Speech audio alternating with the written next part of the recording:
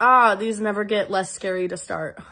This is so hard. This is always so hard to do. The beginning's always the hardest part.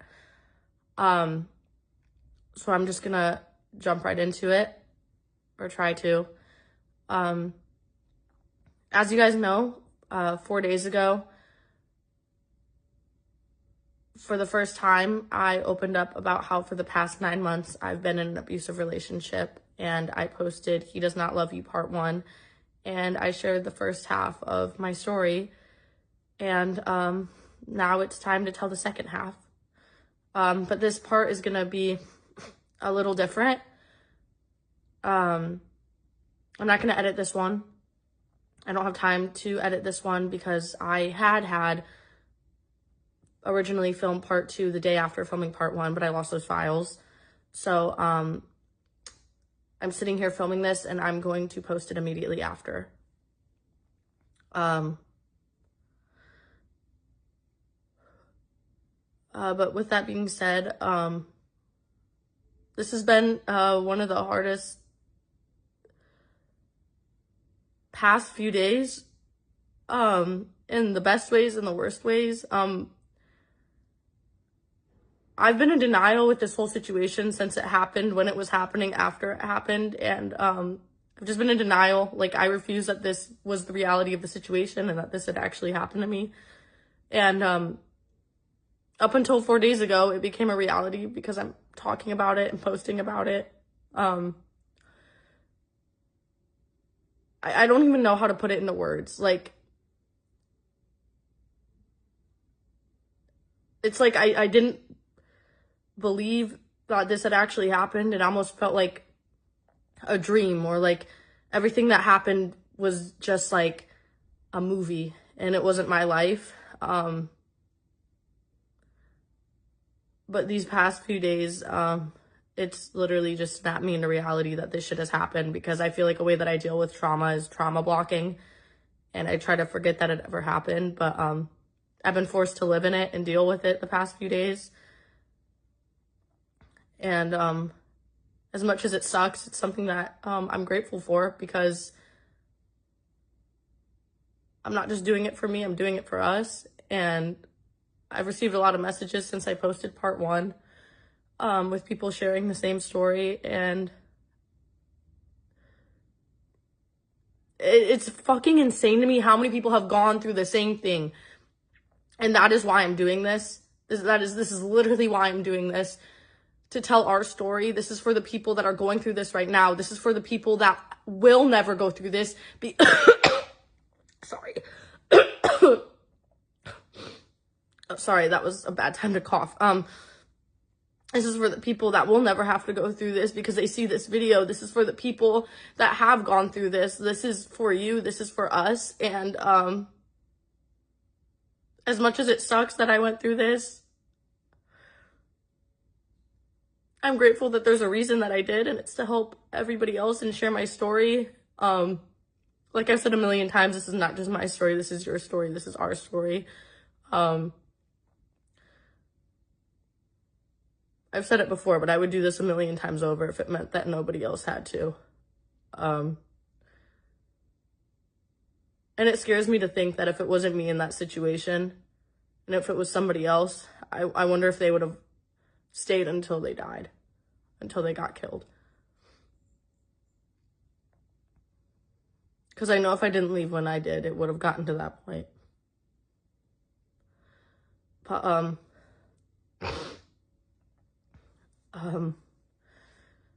this is the second half of my story, and I'm not done talking about my story after this. I don't know when I'll be done. I don't think there is even a time to be done. I don't know. It's just scary. But I'm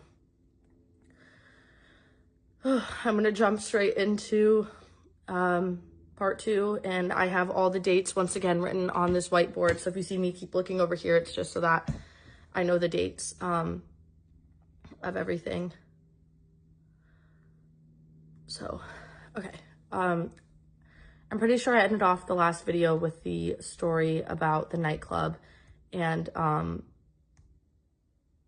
I don't think I got into the night time of that experience. So this was October 24th, 2024. Sorry, I'm like sick right now. God, this was October 24th, 2024. I told this story in part 1, but I'll brief through it to get to where this part comes in play. So basically, me, my roommate Emma, Brennan, and my boyfriend had went out to a nightclub for my friend's birthday. And my boyfriend was convinced that my friend Brennan wasn't gay, even though he is. And events took place that night that led him to get aggressive and get physical with me and Brennan because he was convinced that we were hooking up. He forced me to twerk on Brennan, forced me to say I wanted to F Brennan, tried to get Brennan to say that he wasn't actually gay and was just threatening us, and then took us into a back room to talk, and then ended up throwing us into a pile of chairs until somebody had walked in, and then he had walked out. So basically the moral of that whole scenario was basically that my boyfriend at the time was just convinced that my gay best friend wasn't gay and thought that I was hooking up with him and cheating on my boyfriend with him. So that was that time. That was like that part of the night. So after he had thrown us into the chairs, I go to the bar, and at this point I just start throwing back shots because I couldn't believe that he had just gotten physical with me and my best friend. And I'm not exactly sure what had happened on the way home. I don't even know if we took the same Uber home. I really don't know. But I remember I got back home, and immediately me and my boyfriend just start arguing, and he's accusing me once again of being a whore, a slut, cheating on him with Brennan, calling me every name in the book, everything you could think of. So we're just arguing, going back and forth. And I remember I also thought that I was home alone. I did not know that my roommate Emma was home. So we're just going at it. And at this time, he had gotten physical with me a handful of times before. So I didn't want to escalate the situation further, especially since I thought I was home alone, and he was obviously intoxicated and had already gotten literally physical with me that night in a public setting with my friend. So I didn't want to push it any further. So he's screaming at me, "You're a slut, you're a whore, you want to F Brennan, you want to F Brennan, you want to F Brennan." So after a while of arguing, I'm just like, I can't do this anymore. It's 4 a.m. I'm done. So I get in bed and I put the covers over me to act like I'm sleeping.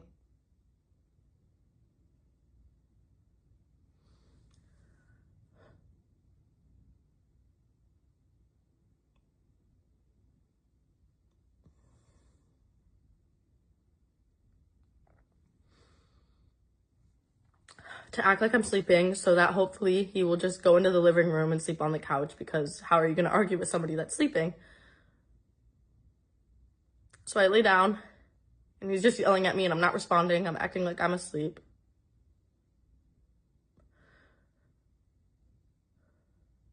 And then I just hear him yelling. He's yelling, getting closer. He's walking closer to the bed. And then he gets on top of me. Gets on top of me while I'm laying in bed. And he basically just keeps yelling at me, and he's like, "How are you gonna ignore me now, bitch? You're not gonna ignore me now, bitch. Listen to me. You're not gonna ignore me now, bitch." And oh my God, I actually have anxiety. That's when he starts to strangle me. He puts both of his hands around my neck, and I'm laying down like this, and he's on top of me like this, and I'm laying down, and he's choking me with both of his hands. His whole body weight is just on my neck, and I've never felt that before in my life. Oh my God, like, whew. So he's just sitting there strangling me, And I remember I opened my eyes and he's like staring me in the face while he's doing this, and his hands are just around my neck and he's choking me. And I couldn't breathe.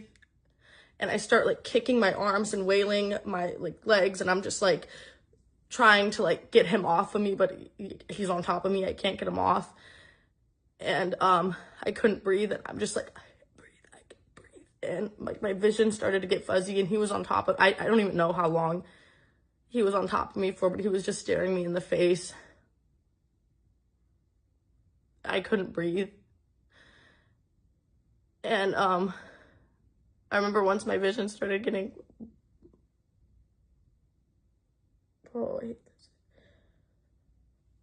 I remember once my vision started to get blurry, I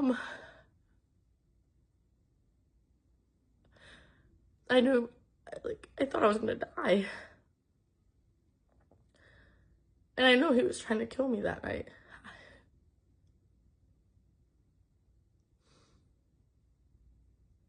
He was just on top of me, strangling me. He wouldn't get off. And looking me in the face while he's doing it. And right before I felt like I was gonna pass out, I like screamed, tried to scream, and I didn't know anybody was home. I really thought it was just me and him, and genuinely, if my roommate Emma had not walked into this damn room, he would have killed, he was trying to kill me. He knew I couldn't breathe. I was like, so then, right as shit starts to go black and I tried to scream, Emma walks into the room, my roommate, and she's like, get the F off of her, get the fuck off of her. And he jumps off of me and he looks at her, starts cussing her out, and then walks away and goes sleeps on the couch. And Emma looked at me, and I didn't want to admit to her what had just happened, so I looked at her and I was like, I don't know. And I took a video like 10 minutes after he had done this, and my neck was just all red. It was all red from him strangling me. It was just completely red.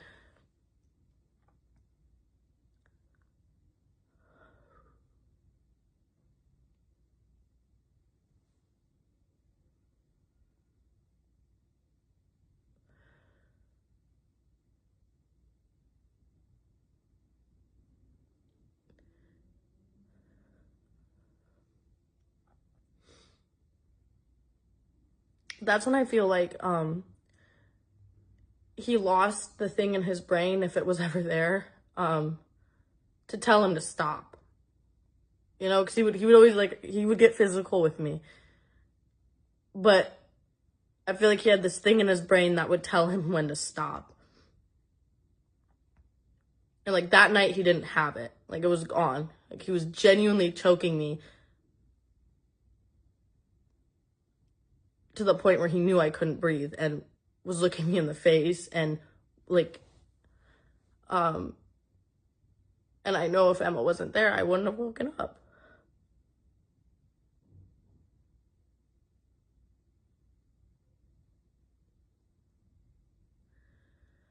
So that was October 24th. The next morning, the same shit. He walks into my room and acts like nothing happened. And matter of fact, he was still mad at me. And so I had to apologize to him and say that I would never cheat on him. I didn't mean to make him think that I wanted to F Brennan. But he never apologized that night for that. So the next week, this was a time in my life where I feel like I was shutting down, and I had at this point completely lost myself. Like I didn't know who I was anymore. I didn't know what I wanted in life. I didn't know what my goals were anymore. I had lost myself completely at this point. So for like the next few days, I was just inside with him watching movies or playing video games, and I like wouldn't leave my house. But I ended up having a jewelry drop with Spencer's November 1st. And that was October 24th. And I wanted to be in Nashville when everything had dropped, so that I was like in a fresh mindset. Because the house that I was living at this time he was living, yeah, I guess he was living with me, just not officially. The house that we were all living at was just like, I mean, the vibes were just horrible. I mean, he had beaten me so many times in it, and I don't know. I just knew that I didn't want to be there for the drop of my collection. So I told him that I wanted to get an Airbnb in Nashville and stay there for the drop and stay there like 3 days after, so I could create content and really lock in on promoting this drop. So I was like, let's just spend Halloween weekend in Nashville, and then the day after Halloween's the drop, and then we'll stay there for 2 extra days and go back to California. And I'm pretty sure he also had like a probation check-in at that time, so it like just all lined up. So I'm not sure exactly what day we get down to Nashville, but we do. And we get invited to a party on October 30th. So we go to this party, and me and him arrive very, very, very, very late to this party.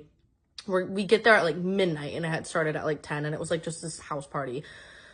So we get there, and it's like a group of his friends that we meet up with. And we end up walking into this one house. So we like park his car, we get out, and we walk up to this one house with his group of friends. There's like maybe 7 of them, and then me and my boyfriend. And we walk into this house, and there is nobody there. Like, it is not a party. It's not a house party. There's like literally nobody there. There's like a girl sleeping on the couch, and like 3 girls in the kitchen, and like 2 guys. Like, there's maybe 5 people in this house, and it's just empty. So I'm looking around like, we showed up late. Let's just like go home. And I'm standing with like 4 of the guys from the friend group that we had met up with, while my boyfriend goes out to the backyard to see if anybody's back there, if that's where the party's at. And he walks out with like 2 of his friends. So I'm just standing there, and then my boyfriend walks out of the backyard being like, it's dead. And so his friend looks at me and goes, should we go? And I was like, yeah, like, I don't think it's a party. We should go. And so said that. I want you to think about the conversation I just had. His friend looks at me. I think we should go. And I go, yeah, I think we should go. Turn around and walk out. And I assume my boyfriend is just right behind me. He is. So we get out of the house, and we get back into my boyfriend's car, and I'm like, damn, well, that sucks. We didn't go to a party tonight, but whatever. Tomorrow's Halloween. We could go do something, and then the next day is my drop. Like, it's not the end of the world. And he looks at me, and he's like, why were you ready to go only when my friend was ready to go? And I was like, what are you talking about? Like, there was nobody at the house. Like, I was ready to go the second we walked in. Like, I was just agreeing with your friend that we should, like, it was like, it wasn't like I was sitting there having a heartfelt conversation. Like, what are you talking about? And he's like, no, you only wanted to go because my friend was ready to go. I was like, what are you talking about? And so it just starts this like argument out of nothing. Like, literally like the same shit that happened on October 24th, where he was like, the way you touched Brennan's face, when all I did was like go like this to whisper in his ear. It was the same thing. Why do you only want to leave when my friend wants to leave? I was like, what are you talking about? So he ends up pulling over on the side of the road, and he grabs my phone, and he's like, let me go through it. Let me make sure you didn't add him. And I'm like, okay, bro, whatever. So he goes on my Snapchat, obviously sees that I didn't add his friend. Like, I don't even know. So he sees that I didn't add his friend, and he's like, well, I want to actually go through your phone, like your whole phone when we get home. And I'm pretty sure I mentioned this in the last part, but going through phones was like every day. Like, he would always go through my phone. There's a video of us on live of him going through my phone. Like, my phone was his phone. Like, he would just go through it whenever he wanted, and he would deep dive on it. He would go through text messages with me and my mom. Like, he would read absolutely everything. So he's like, I'm actually going to go through your phone when we get home. And I was like, okay, whatever. Like, that's fine. But like, why? Like, why? And so we start arguing about it. And I don't know how it got to the point where it did, but we just end up yelling at each other. And then like at the car wash, he slammed my head into the window. Same thing, grabs my hair and slams my head into the window. So at that point, I open the car door, And I'm like, I'm not fucking riding back with you if you're gonna put your hands on me for something I didn't even do anything. Like, what are you getting, like, physical with me for? Like, why did you just slam my head into the window for no fucking reason? And, he's like, no, get the fuck back in the car, get the fuck back in the car. And he had my phone in his hand, and he's like, I'm not letting you have your phone. And I'm like, what the fuck? And he's like, get back in the car now. And I'm like, then why did you do, like, why did you, like, why? Like, what made you just get physical with me? So, I'm standing out in the middle of the street. I don't have a phone. What the fuck am I gonna do? So I get back in the car, and, it's like an hour car ride back to his house, and I wasn't allowed to have my phone. I wasn't allowed to hold my phone. I wasn't allowed to do anything on it. So he just had my phone, and, we rode back in complete silence. And, when we're like 15 minutes away from the Airbnb, he looks at me and he's like, did you bring your second phone to Nashville? And, I have like 3 phones, this phone that I'm recording on, and then my 2 other phones that are like broken and dead, but I just keep them because I have like TikTok drafts on them. And I had brought it with me to Nashville so that I could post videos from when I recorded like my Spencer's drop at the studio, because I had my old phone at the time. It doesn't matter, whatever, but I had my old phone. And I was like, yeah, I brought it. And he's like, well, I want to go through that too. So I'm like, okay. So we get back to the Airbnb. He looks at me and he goes, I want you to come back down here with that phone still dead. I don't want you to have turned it on. I don't want you to have unlocked it. Like, I want that phone dead. I'm going to charge it in the car and go through it. So I have to go down, bring him my old phone. So now he has both of my phones, and I take a shower. I watch a movie all the way through. He is in the garage going through my phone for 3 hours. He goes through both phones for 3 hours. And at this point, I'm in the room just like sobbing because I just didn't understand what I did. He had slammed my head up against the car window, was calling me a slut, a whore, and now has both of my phones, all because I said I was ready to go back home when I agreed with his friend. That's all I did. All I did was agree with his friend. So after 2 hours, it's like 3 a.m. at this point. He comes back into the room holding both of my phones and he throws them at me, throws them like, right on me, and gets in bed and just like is smiling and scrolling on reels on his phone. And I'm like, so, and he's like, nothing, good night. And I'm like, so, like I don't know. This story just like always fucks with me. Like, that's why I'm sharing it, because it's like, what the fuck? And like the way he walked back in the room, he was just like smiling, like he just didn't care. Like, I don't fucking know. I don't know. I just don't know. That was just weird. And then we wake up the next morning and we went to a Halloween party. I don't know. Maybe that story's not important, but it's just the taking my phone for 2 hours, and I don't know. It was just weird. I don't know. It was just weird. It was just weird. It was just weird. It was just weird. And the way, it's fucking like toxic, weird. Also, never apologized for slamming my head up again. He never apologized for anything that he did, but whatever.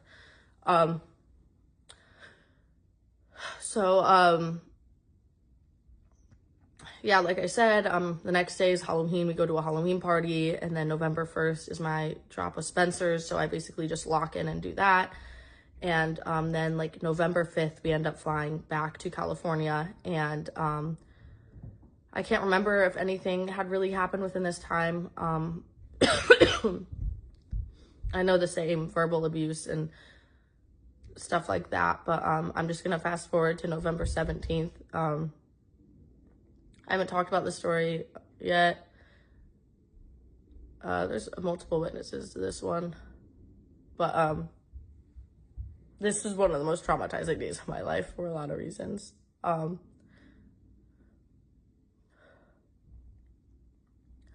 November 17th, 2024, we got invited to a birthday party, and it was like a birthday party at this house. It was like a really big mansion in the Beverly Hills, and we had all gotten on the list to go, so obviously we were gonna go. So, me, Emma, and my boyfriend arrived to this party, and within the first 10 minutes of being there, I don't know where he went. I don't know where he went. So I'm just talking to all my girlfriends. I'm catching up with them. And I remember this night, I did not drink anything besides 2 twisted teas before we had left, because at this party, they only had tequila and vodka. Really off topic, but I can't drink anything besides Fireball. So I just was like, I'm not gonna drink. So I'm like completely sober. And so I'm just catching up with my girlfriends. I'm talking to Emma, and I see my boyfriend in like the very corner of the house, like talking to this group of guys that I've never met before. But I was like, whatever, he needs to make some friends. Sorry, that was funny. So I see him over there, and I'm like, okay, I'm gonna go outside with my girlfriends. He'll definitely meet me out there. So I go downstairs and I go into the backyard, and there's just like these people on stilts doing like dances, and like people are dancing, and there's a DJ. So I'm just out there dancing with my friends, having a good time. And like 45 minutes passes, and I realize that I have not seen my boyfriend at all. And I'm like, where is he? Because this is like very not common for him. At any party we would go to, he would like have to be hip to hip with me, otherwise he would think I was cheating. Like, I was not allowed to leave my boyfriend's side when we went out. So I was like, where did he go? Like, why is he not calling me, texting me? Like, I was just really confused. So I try to call him, it goes to voicemail. I don't, like, he just wasn't answering. So I'm pretty sure I end up like going back inside, and I see him like with a bottle of Golden Goose, and he's just like completely obliterated. And so we end up like walking up the stairs, and we go to this balcony, and he just starts projectile vomiting all over like this balcony and like off the balcony. And I'm like, okay, can't do that. Like, this is a house. Like, we can't just projectile vomit. So I'm like, let's go to the bathroom so you could actually throw up. And he's like so obliterated, like he can't even walk. Like, I've never in my life seen somebody this drunk. Like, there's no words for it. So I end up like taking him up, because it's like 3 stories of this house. And so I'm walking him up the 3rd story to like the top floor where the bathroom is, and like the front door and everything. And I'm walking him up, and he just projectile vomits all over the floor. And I'm like, what the fuck? Like, what the fuck? I was gone for 45 minutes. Like, what could you have possibly done in this time? So I end up like trying to get him into the bathroom. He's refusing to get into the bathroom, and that's when security comes up to me, because it's house party, it's LA. It had security. So they go up to me, and they're like, hey, he's way too messed up. Like, you're gonna have to take him home. And at this point, we'd only been at the party for like an hour. So I'm like pissed off, but I'm like, whatever. He is obviously way too obliterated to be here. So I'm like, okay, I'm gonna go take him outside and call an Uber. So I take him outside, and he just immediately lays down on this like grass patch. I really wish I could insert the picture. And he's just like laying on this grass patch, and his head's back, and he's just like looking like he's asleep. And so that's when Emma and these 2 other girls come up to me, and they're like, is he like okay? And I'm like, I don't know. I've never seen him this messed up before. And the girl's like, well, my friend's saying that she saw him chug an entire bottle of Golden Goose. Or Grey Goose, whatever that vodka's called. They had seen him chug an entire bottle of it downstairs. And I'm like, great, so that explains it. He's just like belligerently drunk. So at that point, I'm like, okay, well, it's just one of those nights. I'm gonna have to take him home, whatever. So I end up calling an Uber, and while I'm waiting for the Uber, he starts throwing up like red stuff on the mulch on the ground. And I'm like, what is that? So I think it's blood, and people around me think it's blood. Other people think it's Takis, and I'm like, I don't know what to do. So I go to call 911, because I was getting really concerned at this point. And the bouncer comes up to me. He's like, no, we have a medic on site. Like, they'll take a look at him. So the medic comes up, and they like examine him. They talk to him for like 15 minutes, and they come up to me, and they're like, he's perfectly fine. He's just drunk. And I'm like, okay. And they're like, yeah, that's like red food dye. Like, you're fine. I'm like, okay.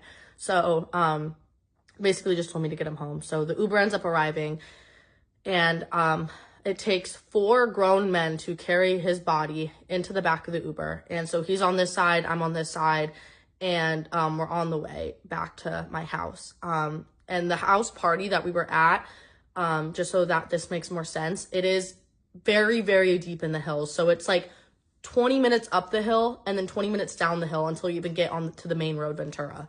So he's driving down this hill and there's traffic from people leaving the party. It's just like, it's a shit show.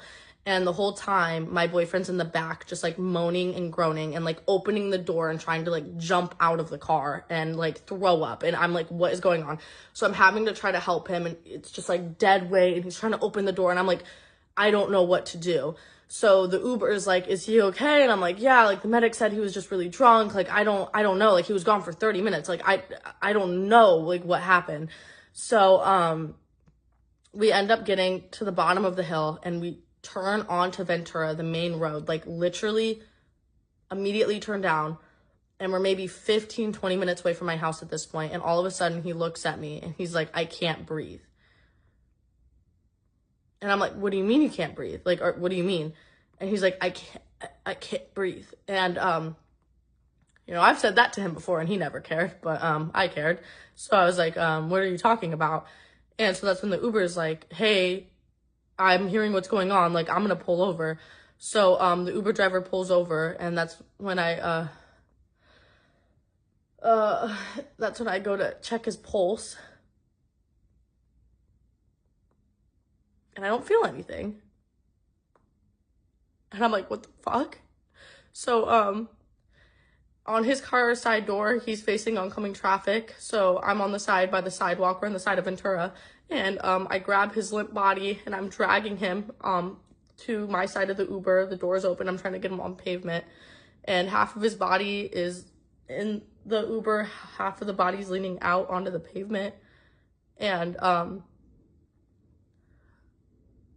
the Uber starts to check his pulse and doesn't feel anything. And he's like, call 911, call 911. So I get on the phone with 911. And I'm telling them that my boyfriend is not breathing. And they're like, okay, we're sending an ambulance on the way. So at that point, I start to give him CPR.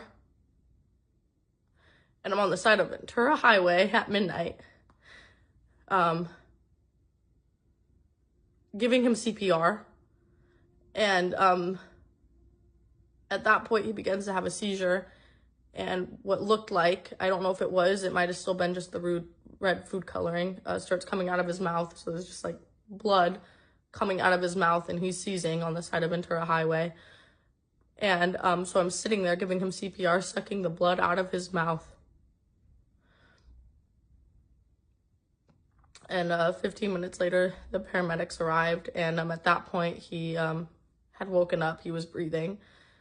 And so they grab him, and they bring him into the ambulance, and I call an Uber to the hospital. And by the time I get there, they're not telling me anything that's going on. I have no idea what's going on with him, and I'm just freaking out. I call his mom. I call his dad. I call my mom, my dad, because I don't know what to do. It's like 3 a.m. at this point, and I had just basically seen him die, and I was so fucking traumatized. Like, to this day, like, when I drink with people, like, literally one of my friends a few days ago was, like, drunk and was, like, acting like he was passed out. Like, I actually, like, freak out. Like, I can't. Like, that shit actually traumatized me. So, I'm in there just freaking out. I don't know what to do. And then, all of a sudden, I get a text from his phone number. And it says, where are you? And I'm like, what? Like, mind you, it's only been an hour since he was checked into the hospital. So, he calls me and he's like, hey, and he sounds perfectly fine. Perfectly fine. And he's like, hey, where are you at? Like, I just got out of the hospital. Like, where are you? Let's go home. And I'm like,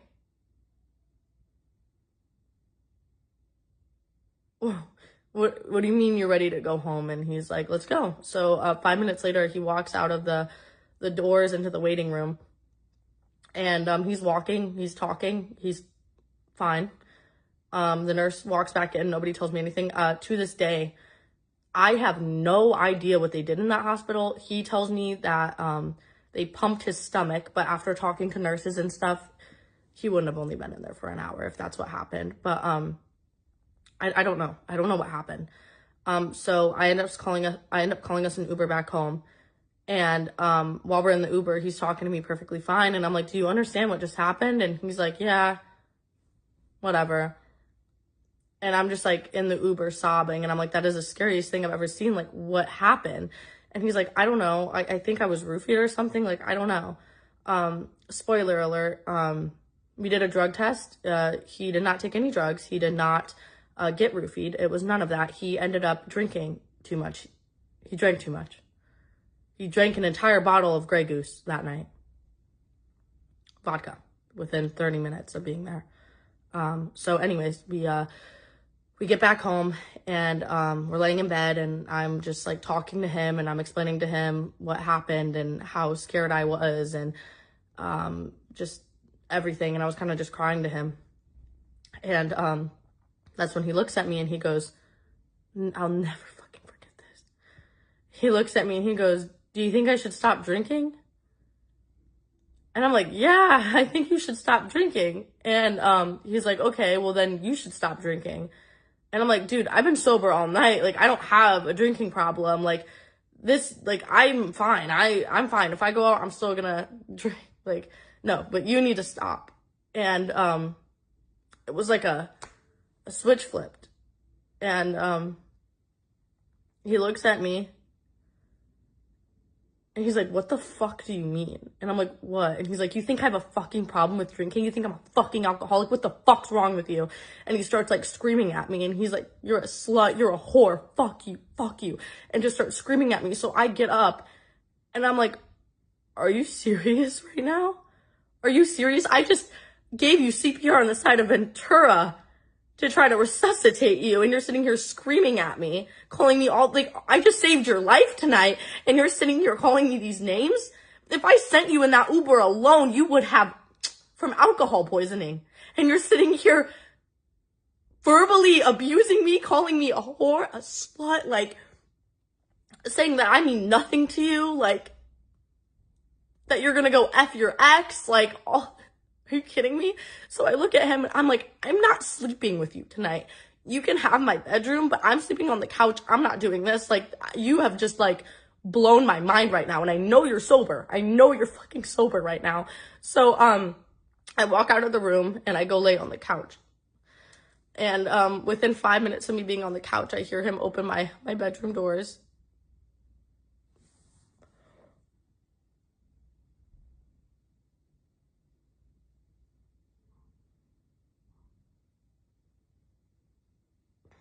Oh, sorry, I'm trying not to cry. I hear him open my bedroom doors. And he immediately just starts screaming at me. He's like, you're an effing slut. You're not sleeping on the couch. You're sleeping in the bed with me. Get the F up. You're sleeping on the bed with me. You're sleeping on the bed with me. Get the F up. You're not sleeping on this couch. And I'm like, I'm not. You just disrespected the fuck out of me. Like, I'm not going anywhere near you. I'm not sleeping in that room with you after what you just said. I'm not going to sit there and cuddle with you. Like, are you serious? And so he just keeps screaming at me and getting closer. And at this point, he's like right up here on the couch and I'm like sleeping like this. And he's like, you're not sleeping on the couch. Get in the room with me now. And I'm like, no. And he's like, I effing hate you. I effing hate you. And he grabs my arm and he tries to pull me up. And I'm like, no, I'm not going up with you. And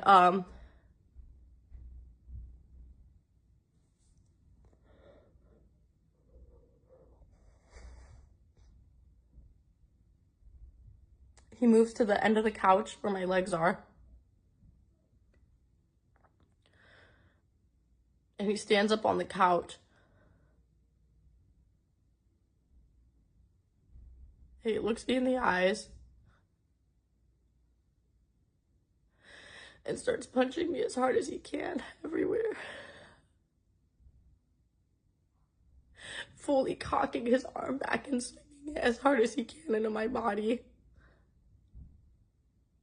Punches me in my head, like everywhere, like I can't even explain it. Like, he fully just cocking his shit back and swinging it into me as hard as he can.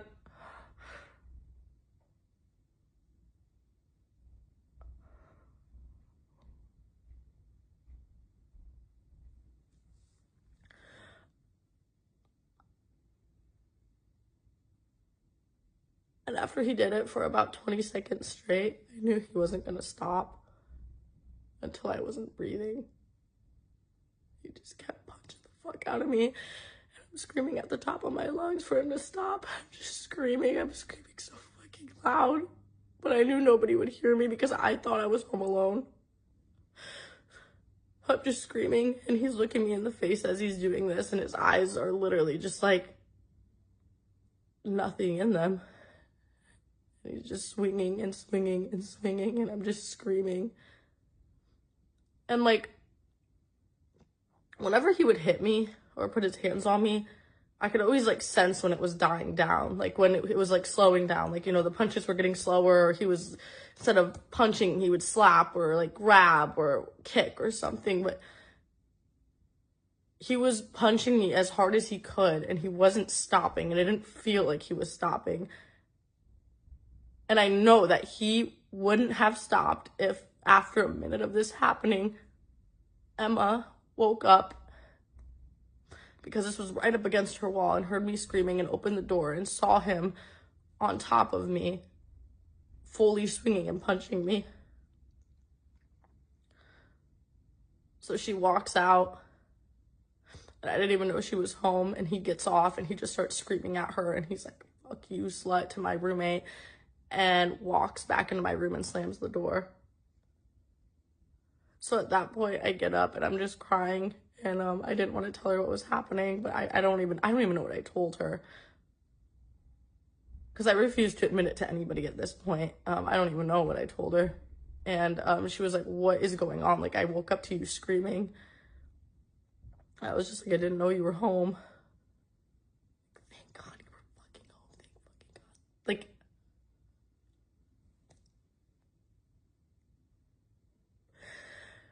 genuinely, if Emma was not home those 2 nights,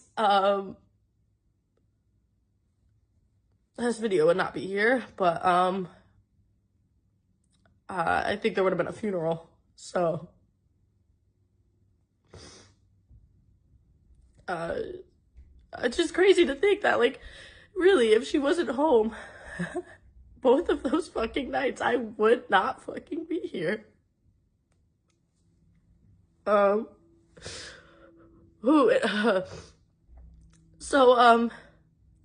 at that point, he walks back out of the room and starts saying the most disgusting things you could say to a person. Those videos are posted in part 1 at the end of the video, where he's saying I mean nothing to him. He starts talking really disgustingly about my body. He's just screaming, "You mean nothing to me, you're a fucking slut, you mean nothing to me, I'm gone in the morning," saying just horrible things about my body. And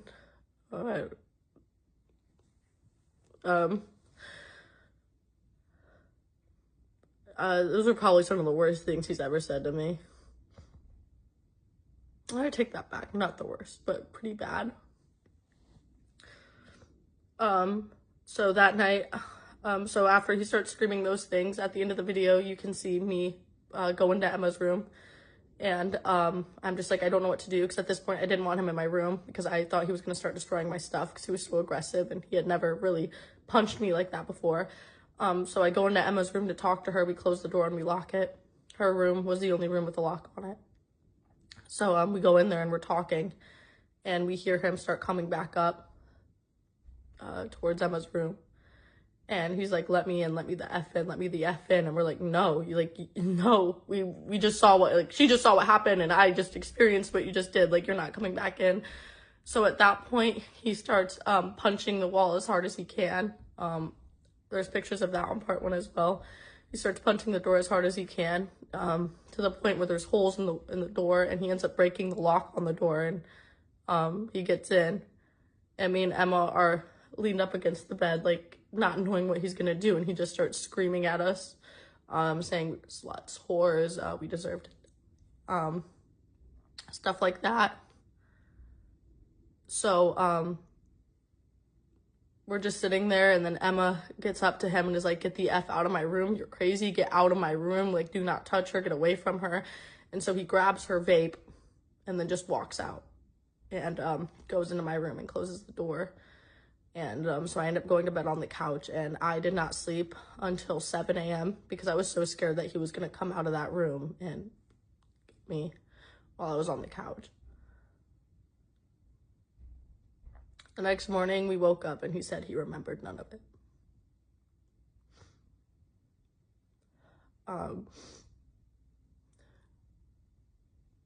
Actually just reminded me of this. Holy shit.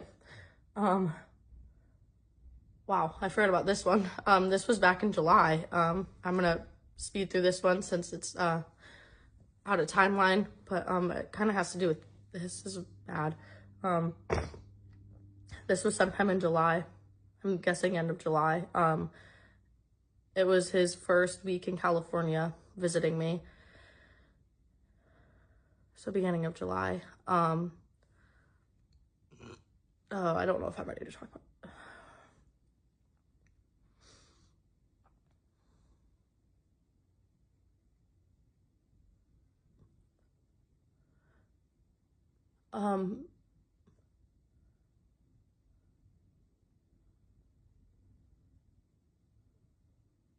This was hard. This was in July. I don't know the exact date. I could probably find it, but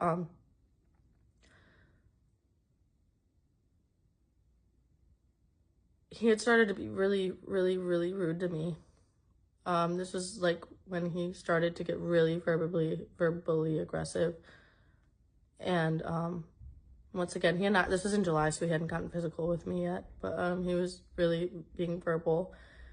And I forgot what the argument was even about or how it started, but I'll never forget this. He looks at me, and this was when I was in a really bad mental space because my dad had just stopped talking to me.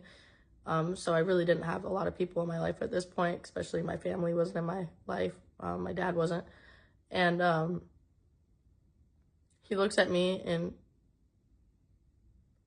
he said, "Yourself." Looks me in the face and goes, "Yourself." And then hands me a bottle of pills. So I open them and I pour about half of them in my mouth. And he looks at me and he's like, "Did you actually just do that?" And I'm like, "Yeah." So at that point he comes over to me and he like grabs my face and I just spit them all over the floor. And so there's just pills all over the floor. And he's like, did you swallow any?" And I was like, "No, but like, are you, like, I'm crying at this point." And I'm like, "Do you not understand like what you just did? Like, you just looked at me and told me to myself. Why are you acting concerned?" And so he's like, "I don't believe that you didn't take any." And I'm like, "Dude, I didn't take any. Like, I didn't actually swallow any, but like, I'm really upset with what you just said. You gave me a bottle." So he goes on his phone and he's like, "I'm calling 911. I'm calling the cops." And I'm like, "Why are you calling the cops?"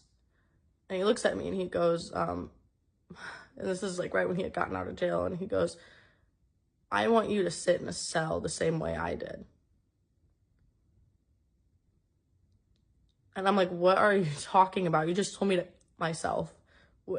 So he ends up calling the cops, and he says, "My girlfriend just swallowed an entire bottle of pills. You guys need to help her. I don't think she's right." So while we're waiting for the cops to show up, I'm just sitting in my room alone crying because I'm like, what the fuck just happened? He just told me to myself and then called the police because he wanted me to go to jail. I don't fucking understand what's going on. And so the police show up, there's two cops, and he talks to one, I talk to the other, and he's like, "Hey, are you okay? You know, we got to call that. You took these pills." And mind you, as we were walking down my stairs to go talk to the cops, he looks at me and he goes, "I hope you go to jail tonight so you know what it's like. I hope you go to jail tonight so you know what it's like to go to jail." And I'm like, what the fuck? Like, he wanted me to get Baker acted, basically, for taking the pills, even though he had told me to myself.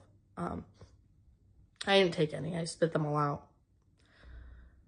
I guess I was just trying to, like, prove a point. You know, if you tell me to do something like that, I'm already really in a bad headspace. I don't know. So I'm talking to the cop, and he's like, hey, we got a call. You know, your boyfriend seems really concerned about you maybe have taken some tonight. Like, are you okay? And I was like, yeah. I was like, I didn't actually take any. I'm fine. I promise I'm fine. You could do a test on me. Like, I'm perfectly fine. And he's like, well, you're having a normal conversation with me right now. It's been like 30 minutes since the call, so I know you're fine. And he looks at me and he goes, you have a very caring boyfriend. Your boyfriend cares a lot about you to make that call. And so they end up leaving, and I walk up the stairs with him, and he looks at me and he goes, fuck, bro, I really wish they took you away.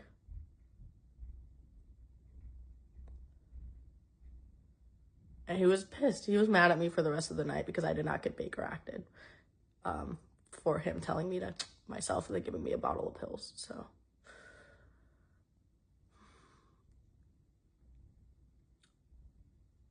that's one of the reasons I wish I didn't trauma block. Like, I wish my brain didn't do that, because I really wish how it even got to that point. I wish I knew. But I'll never forget that. The reason I will never forget that story is because I've never had a man that I'm dating look me in the eyes in my house and say, yourself, and then actually want me to, and then call the cops to try to get me. Yeah, so like literally he said self, when he knew I was going through a tough time and we were in an argument, and then here, and then I and then spit them out immediately, and then he called the police to try to get me Baker acted or arrested, because he said he wanted to see me sit in a cell just like him. Well, newsflash, buddy, I will not sit in a cell for domestic violence like you. So anyways, I just wanted to add that in.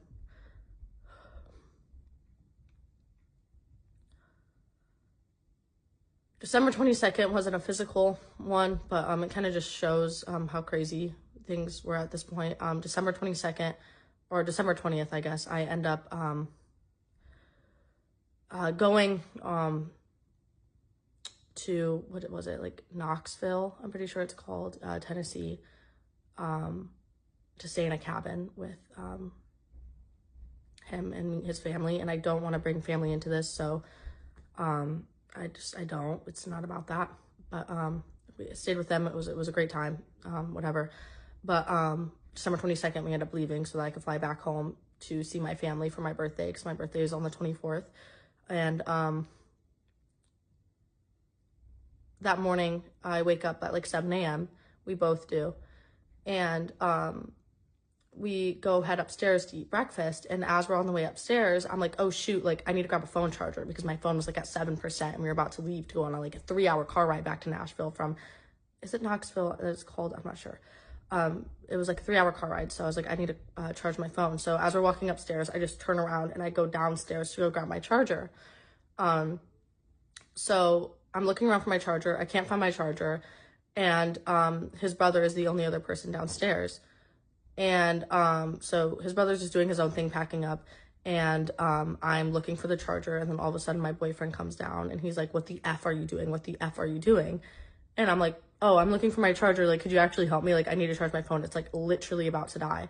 And he's like, no, you're not looking for your charger. You're not looking for your charger. And I'm like, what are you talking about? And he's like, I know what you're trying to do. So then he goes into one of the other rooms downstairs, and he finds my charger within like 5 seconds. I hadn't looked in that room yet. I don't fucking know. Grabs it, and he's like, your charger's right here. What are you actually doing down here? And I'm like, looking for my charger. Like, I didn't check that room yet. Like, I was checking my suitcases and my bags. Like, I wasn't checking the other room. And he was like, no, I know what you were trying to do. And so at that point, I knew he was insinuating that I went down there to try to F his brother.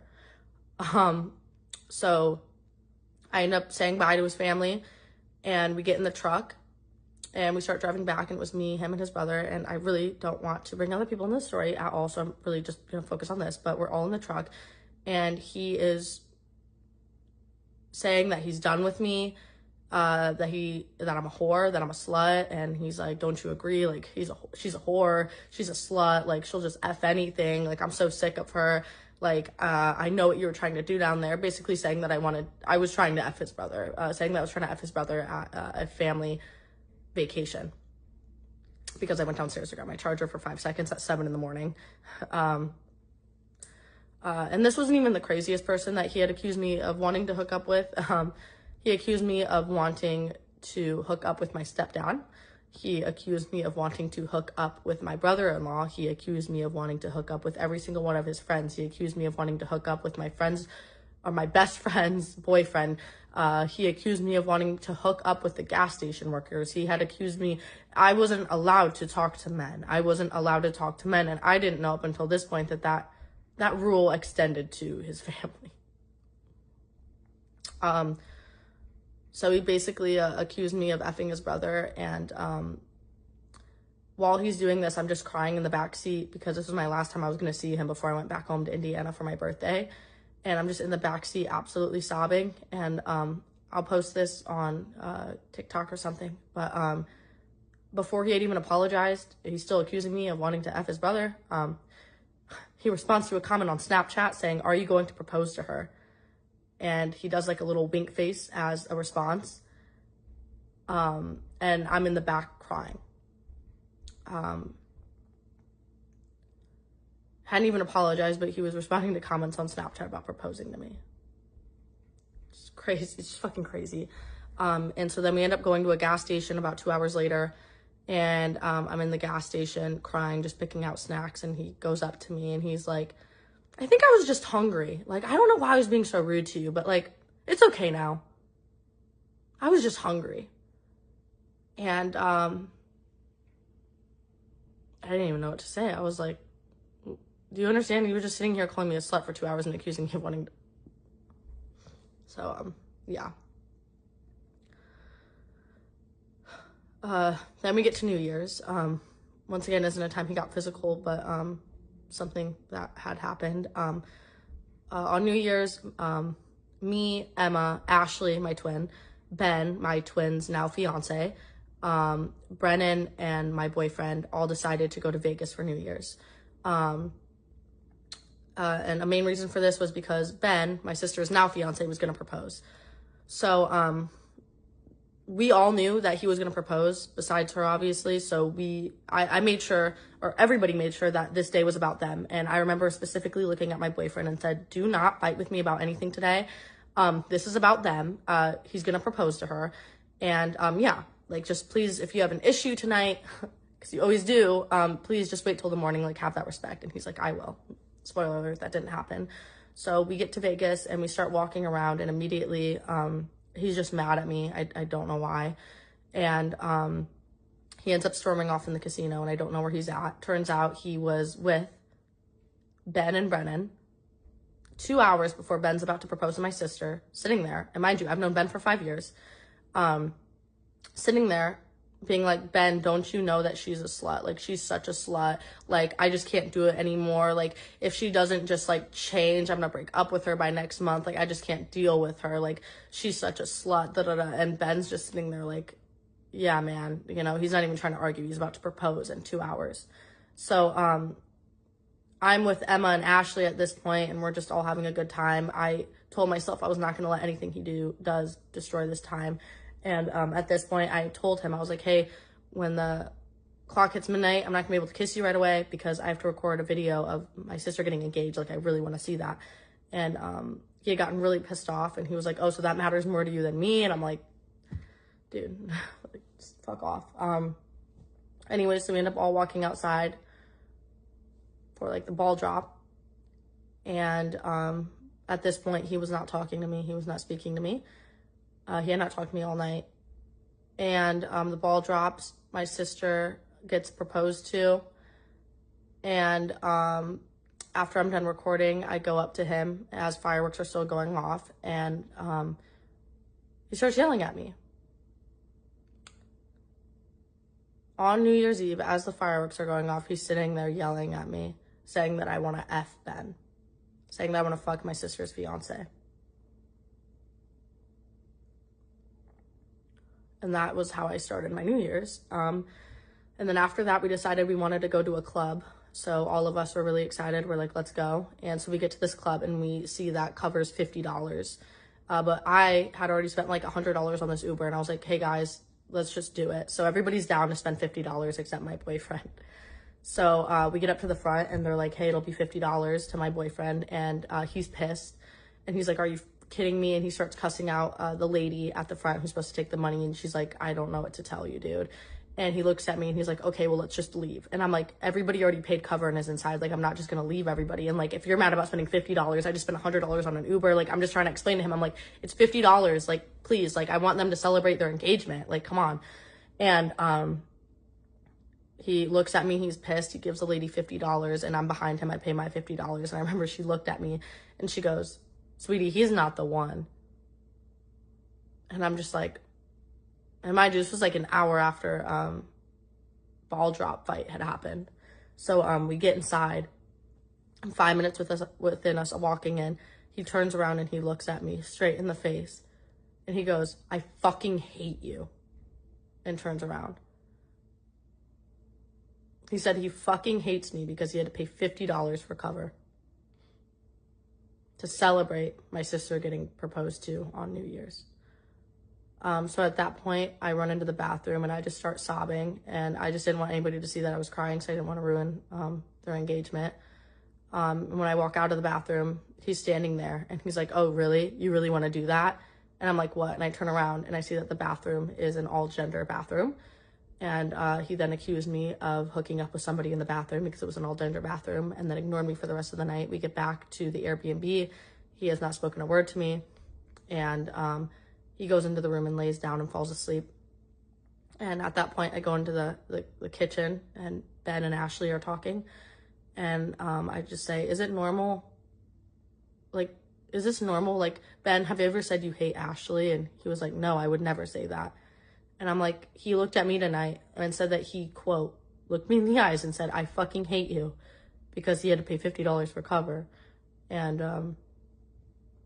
they were like, it's not normal. So that night I get in bed and I grab my notebook and I start writing down my New Year's resolutions. And the first one I could literally grab my notebook. I put yourself first. And like, that's the day when I started to realize this isn't normal. Like, I knew it wasn't normal, but I was kind of finally starting to stop living in denial, kind of.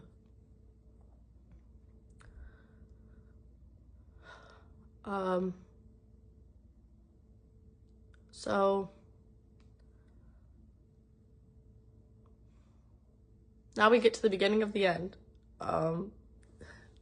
So this was the last time that he had ever gotten physical with me. This was the last time we ever saw each other in person. And this was the end. So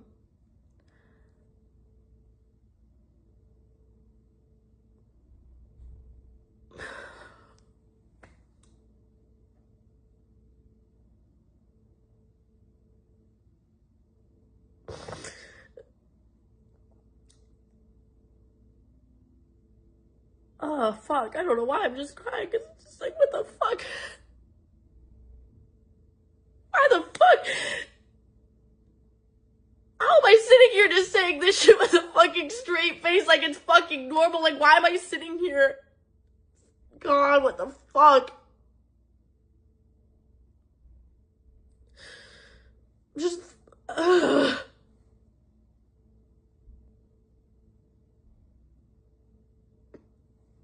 so fucking,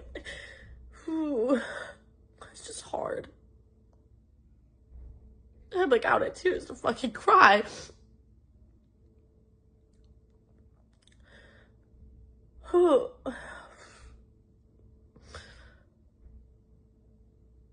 January 13th.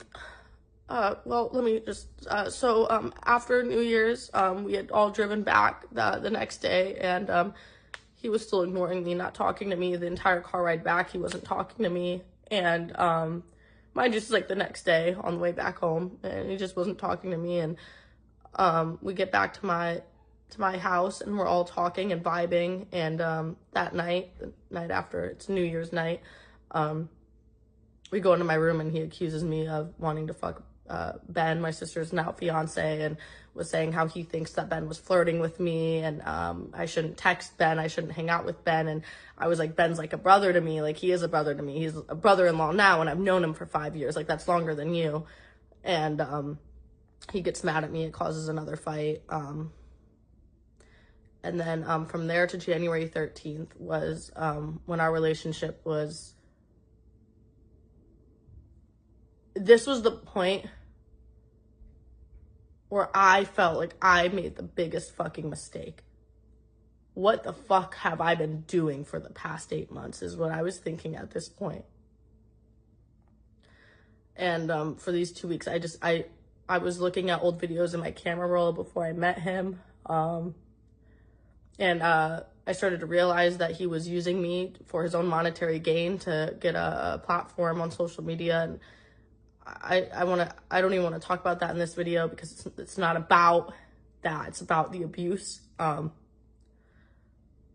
So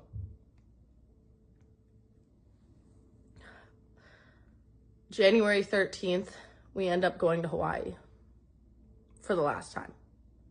Me, Emma, Brennan, and my boyfriend all decide to go to Hawaii, and I wanted it to be a really fun friend group trip. And at this point, I had been doing a lot of writing in my journal, and somewhere in my journal, I had written, and I told myself this.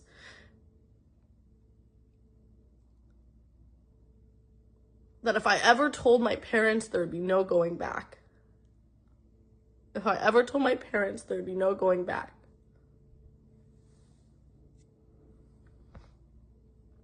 Sorry, I just got a phone call. I hope you can still hear me. That there would be no going back. Fuck, I'm scared you won't be able to hear me. I put my phone on Do Not Disturb. I hope that didn't just cut the audio. I'm like really scared now.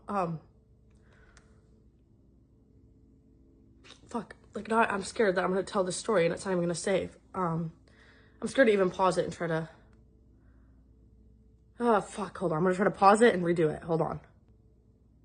Okay. I don't know if the audio was cut out. I'm like really anxious right now. Okay. That might have looked really dumb. I told myself that if I ever told my family, there'd be no going back. And that was a rule that I made to myself. Because at this point, I was realizing, I don't know. I don't even know what mindset I was in. I was so fucking depressed. And really unhappy in my relationship. I was just so, I was a shell of myself is the best way to explain it. I didn't make jokes. I didn't find jokes funny. I was a shell of myself. I didn't even like posting because I didn't know who I was. I completely lost myself. So I don't know when I finally decide. I don't know what gave me that, but like I thank God because it is what got me out. I told myself and my family, when I tell my family it is over and there's no going back. So anyways, the four of us decide to go to Hawaii. We get off the plane and, mind you, he had bought his own plane ticket, but I had bought the Airbnb.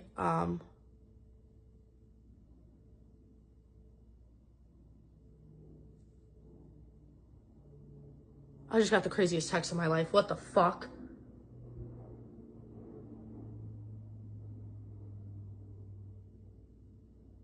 Oh my fucking God, I hate this dude. I fucking hate this dude. I fucking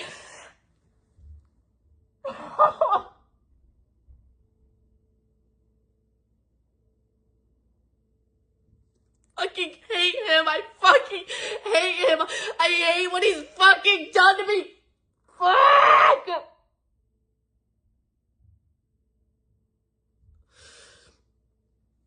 Oh my fuck.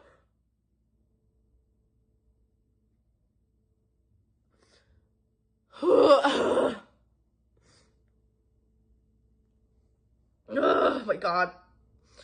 Oh, I want to pause the video and take a minute, but I don't want the video to end because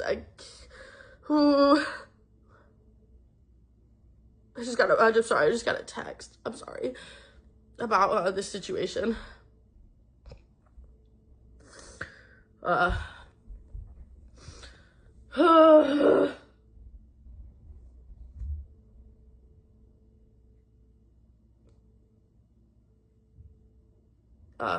sorry. I just found out there's a lot more to the story. God.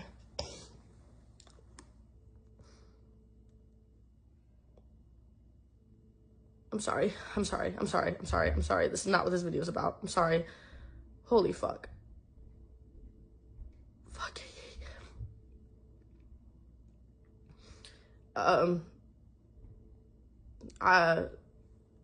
So I had bought the Airbnb. I was paying for everything. I don't know why. It's just, I don't know. But this was another content trip to him. But to me, Brennan and Emma, it was a friend trip. So we get there, and within the first day, my boyfriend is already like really on edge. He's being really rude to me because I wasn't giving my full attention to him. I was giving it to Brennan and Emma as well. And he was refusing to join any conversations with us unless he was directly addressed and spoken to. So if you didn't say his name and ask him a question, he wouldn't talk. And even if you did, it would be a very dry answer. So, for instance, like one of the first nights we were there, we went out to dinner, and the entire time we were at dinner, he did not say a word to me, Brennan, or Emma. He didn't say a word the whole time he was on his phone. We actually took a picture. I could insert it online on Snapchat or TikTok, but we had taken a group picture. We asked the waiter to take a picture of us at dinner, and he's just sitting there like, he just wasn't talking to anybody. So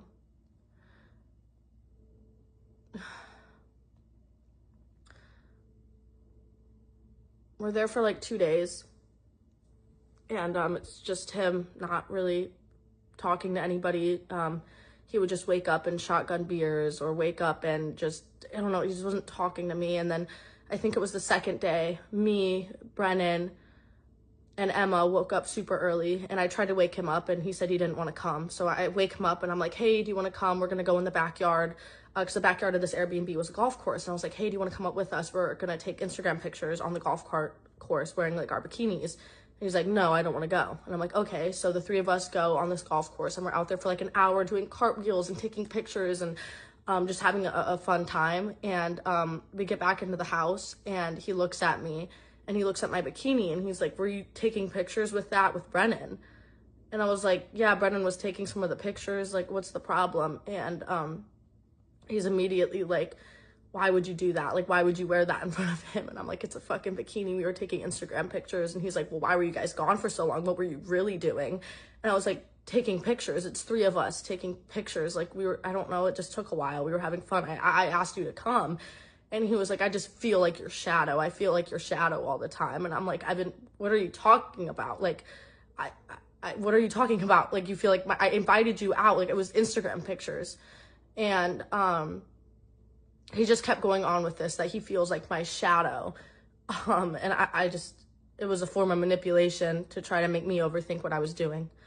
So we spent the first 2-3 days going to cliffs and jumping off and going out to eat and just riding our mopeds around. And throughout this time, I had obviously gotten a sunburn. And this is one of the things that he would do, which wasn't directly abuse, but he would do things that he knew would hurt me. He would slap my sunburn as hard as he could. Like, as hard as he could. He would do that so much, especially in Hawaii when I was burnt. He would slap me as hard as he could. He would pinch it. He would Indian burn it. I remember, like, literally in front of Brennan and Emma, we were just tanning. He hadn't said anything to me all day, and he just looks at me, raises his hand up, and just slaps my arm as hard as he could on my sunburn. And Brennan and Emma looked at him, and they were like, what? And he just, like, looked at me. He wasn't even laughing after doing it. He was just like, and then I'm just sitting there being like, ow. Like, and I was, like, actually on the verge of tears. I remember that. It hurt so fucking bad, but he would just do that all the time. He would just do little things that would hurt me.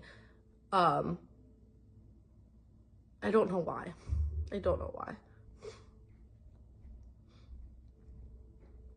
So it's either the 3rd or 4th day of the trip. I'm pretty sure it was January 15th or 16th. This is when it ended. So mind you, the first 2-3 days of the trip, just like to recap, he was ignoring me. He was being very distant with the group. He was starting issues with me for no reason. He was hitting my sunburn and doing things that would hurt me on purpose. Just not, I don't know. It's like so hard to explain. I almost wish Brennan and Emma were here to explain how he was acting.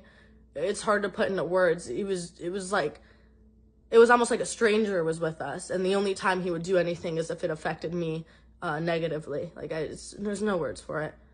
Matter of fact, yeah, I kind of forgot about this. The 2nd or 3rd day we were there, he's ignoring me all day again, and we end up stopping at a place to get sushi, a little Publix or whatever. Yeah, it was a Publix. We all go inside to get sushi. He gets his sushi before us, gets on his moped and drives off without telling anybody.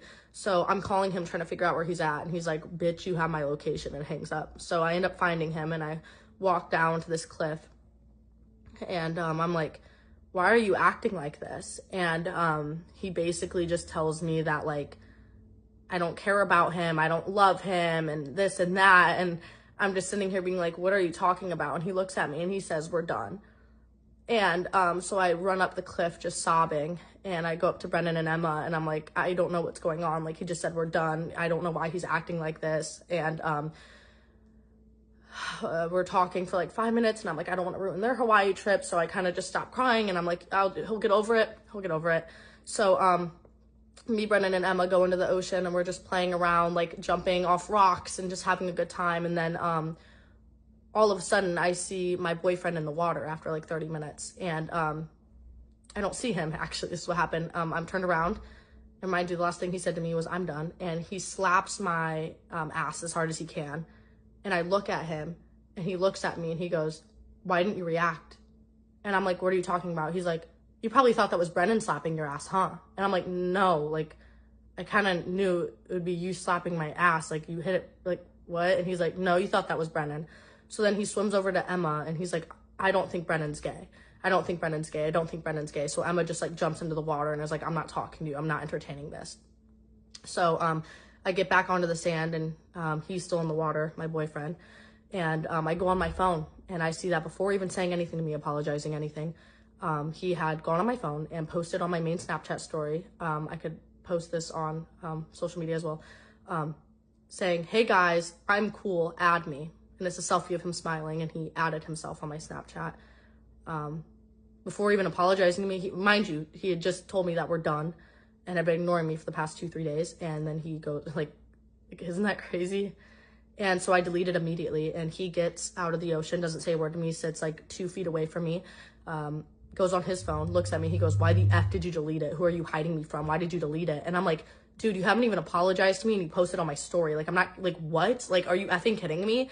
And so I try to calm down, and I try not to argue with him because I'm just so over it. I want to enjoy Hawaii. I don't want to fight in front of Brennan and Emma. And so that made him more mad. So it's just something I thought I'd bring up, like, just crazy. Anyways, this is the beginning of the end. 3rd or 4th day we're there, like I was saying. And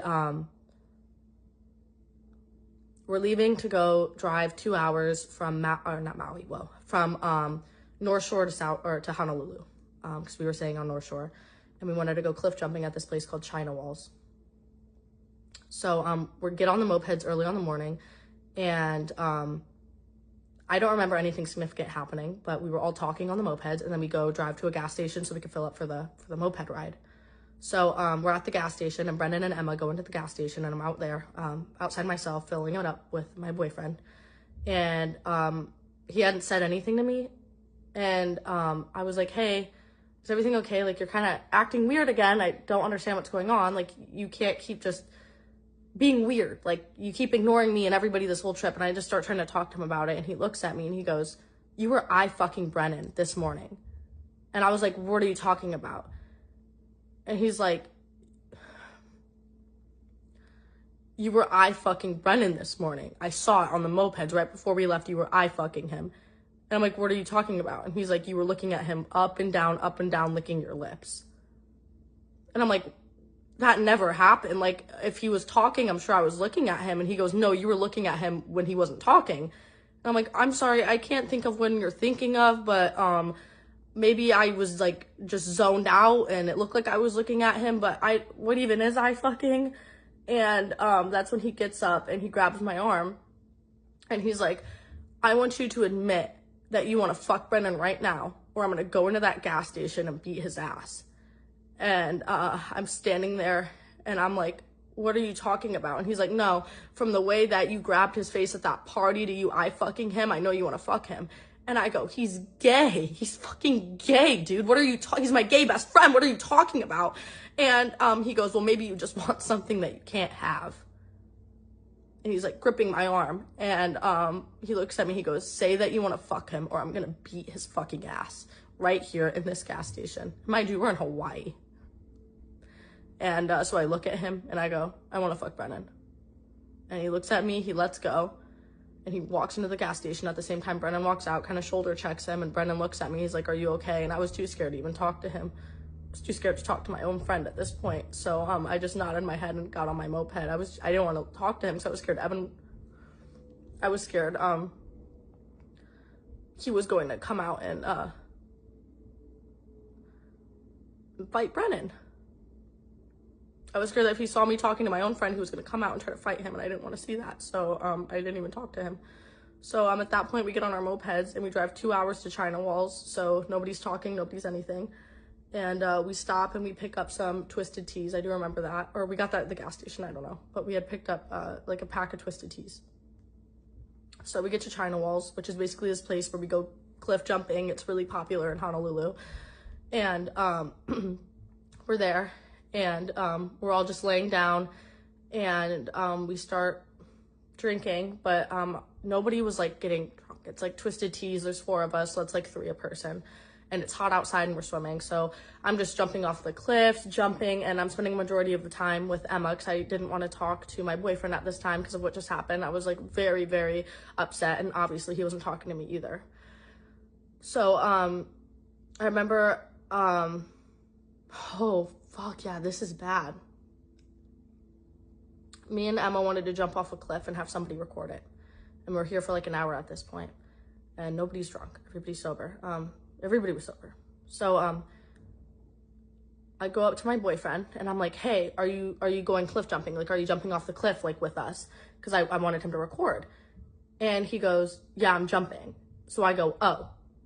I said, oh. Because I was looking for somebody to record the video, you know, I was looking for somebody to record the video. And he said he was jumping, so I said, oh, because like, oh, you can't record. So I go, oh. And he looks at me, he goes, oh, bitch, are you serious? Oh. And mind you, there's a lot of people here at this point. Like, it's a popular spot. There's probably 30 people there. And you can hear everything. It's a cliff. Like, maybe some people are playing some music in the background, but it's not like a club. Everybody can hear everything. So, he starts screaming. He's like, oh, what bitch? Oh, what bitch? So I'm just standing there. And then Emma goes, all she said was, oh, we're looking for somebody to record the video. And I'm standing there in shock. And he goes, you fat bitch, you ugly bitch, you wrinkly bitch, fuck you bitch, you ugly bitch, you fat bitch. And I'm not joking, 5 minutes screaming at me. And everybody's looking at this point. Just screaming at me saying I'm a fat bitch, an ugly bitch, a wrinkly bitch, on and on and on, and he won't stop. And Emma goes up to him and is like, dude, fucking stop, you need to stop. And he won't stop, and he's just screaming for 5 minutes, calling me every bitch, ugly bitch, fat bitch, everything. So I'm just in shock, and I grab Emma's arm and I'm like, can we walk away? I can't hear this. So I walk away. He's still screaming at me, and I just jump into the water with her, and I'm like, I can't do this. I'm supposed to be happy in Hawaii. I can't do this anymore. And she's like, I know. And I was like, Emma, I don't know how long it's going to take me, but I know I have to leave. And I told her, I was like, you don't even know the extent to the things that have happened, but I need to leave.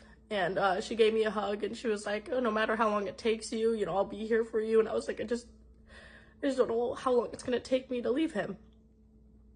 And thankfully it was this day. So, I get back out of the water and I go up to him and I'm like, hey, can we talk? So I wanted to talk to him about how he had been treating me this trip. And he's like, about what? And I was like, yeah, I don't know. I don't want to get into it here. We're cliff jumping. I want to still have a good time. It's going to be a really long conversation, like 2-3 hours. So let's just talk tonight when we're back at the Airbnb. He's like, no, bitch, we're talking now. So he gets up and he grabs my arm and he drags me to the other side of the cliffs where nobody is. And he sits me down on a rock and he's like, no, we're talking here and we're talking fucking now. Like, I don't care. You're talking to me right fucking now, not tonight.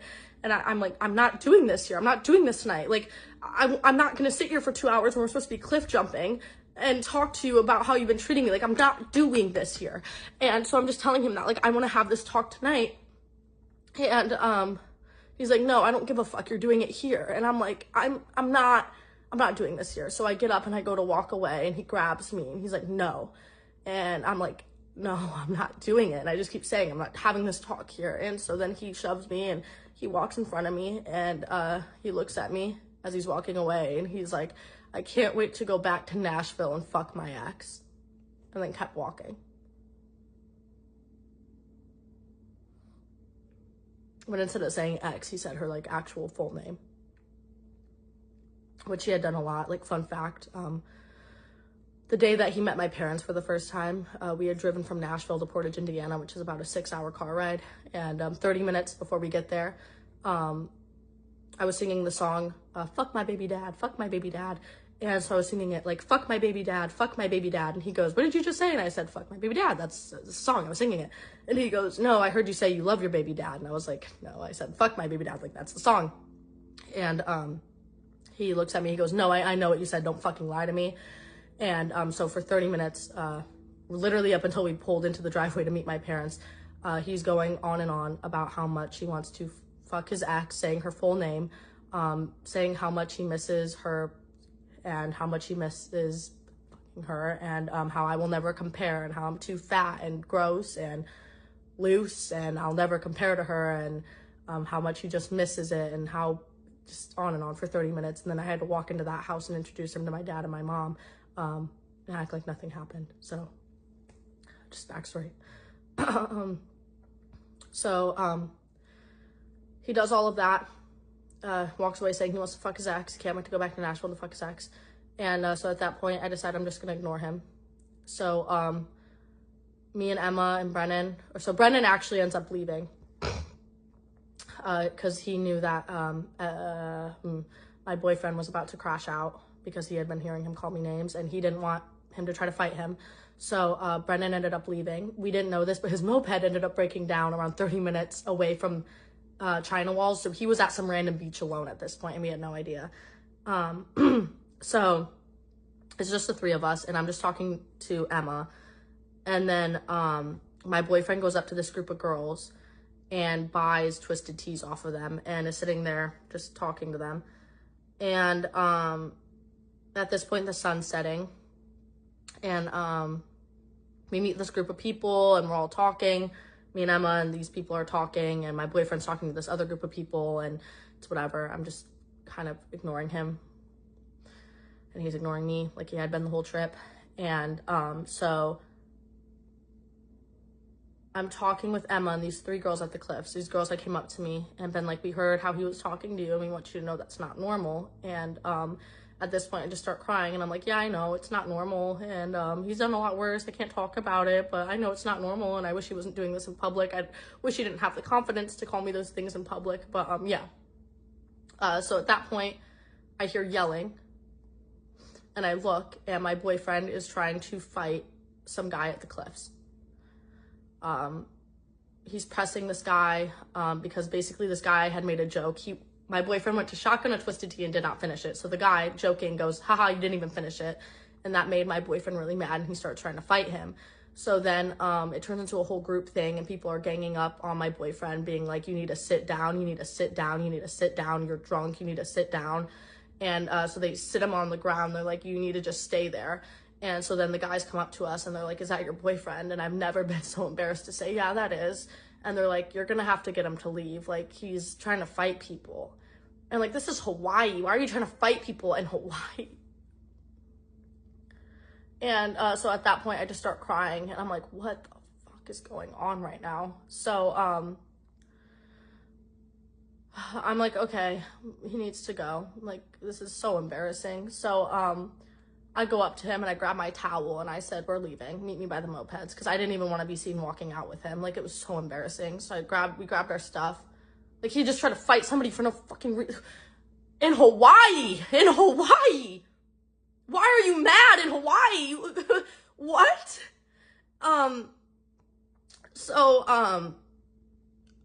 Me and Emma walk up to the mopeds and I go, I'm like, hey, I need to call Ben, my sister's fiance, and just talk to him for a minute while I wait for my boyfriend to get back up here. So I was by the mopeds and I'm like by this little tree in the corner and I'm on the phone with Ben and I'm like, is it normal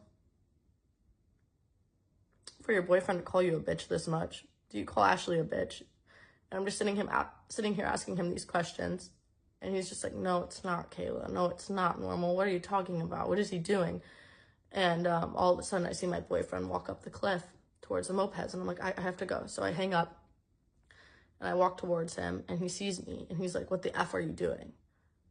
And I was like, what are you talking about? And he's like, who are you on the phone with? And I was like, because I knew if I said my sister's fiance, he would think I was trying to F him. But I told him. And I was like, oh, Ben, like, I just had to ask him something. And he's like, okay, and walks towards the mopeds.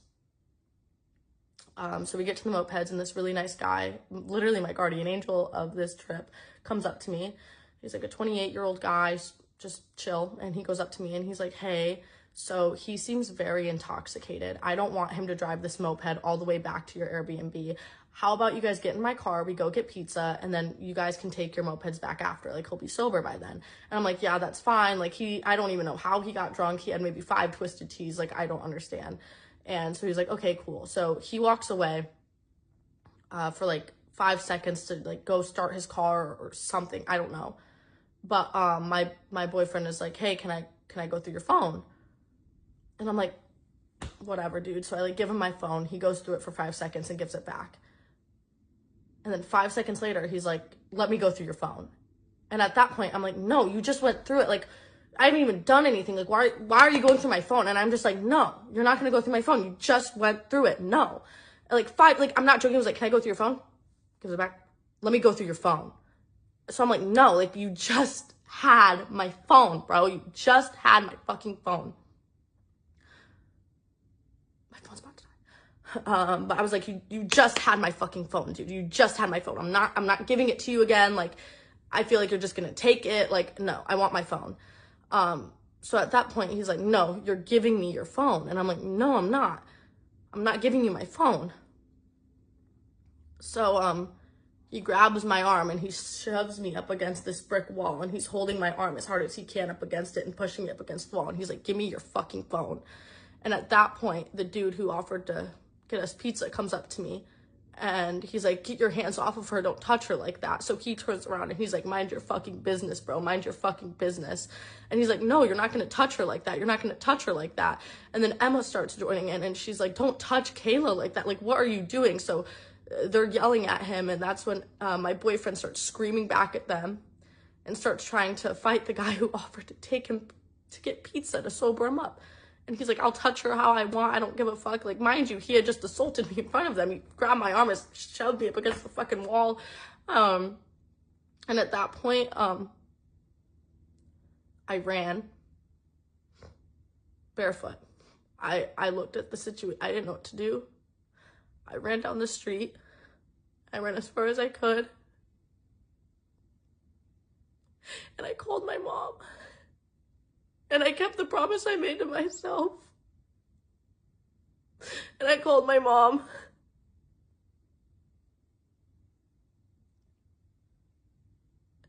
And I said, Mom, please don't tell anybody. But my boyfriend hits me. And it's been going on for months.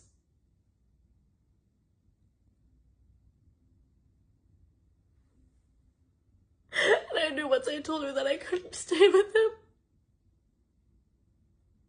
So I told her, I said, he's been hitting me for months. And it's really bad. He's tried to kill me before.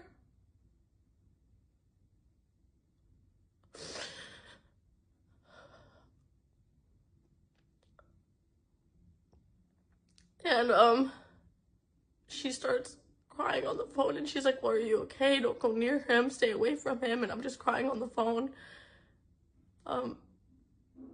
just telling her what I haven't told her for the past few months. And that's when Emma and the guy find me crying, and I look at Emma and I said, I'm doing this so I can never go back.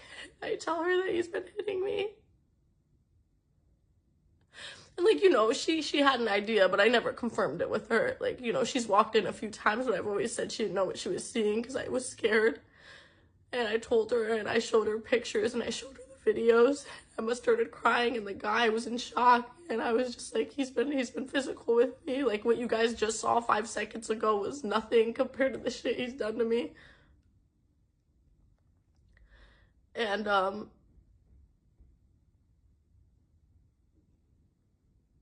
I didn't grab a charger so my phone doesn't die, actually. Hold on. 1 second, guys. Oh.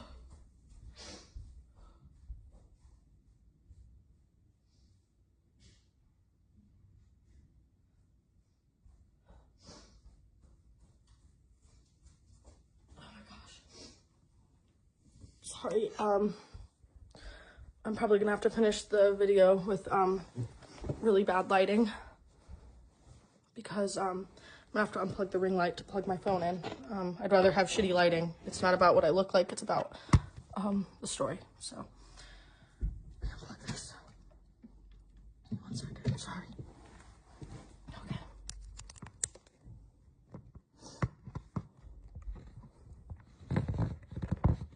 Sorry. Okay.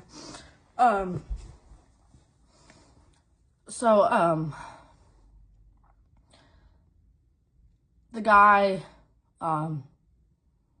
ends up saying, okay, well, I don't want you going back to that Airbnb with him. That's obviously where he's going to be on the way to.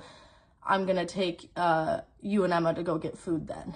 And then I think you guys should get a hotel. And at this point, I'm just sobbing because I knew I had basically ended our relationship without telling him. So we get in the car, and that's when Brennan tells us that his moped broke down about 30 minutes up. And so we're like, okay, we'll go pick you up. So we go drive 30 minutes, and my boyfriend still has my location at this point.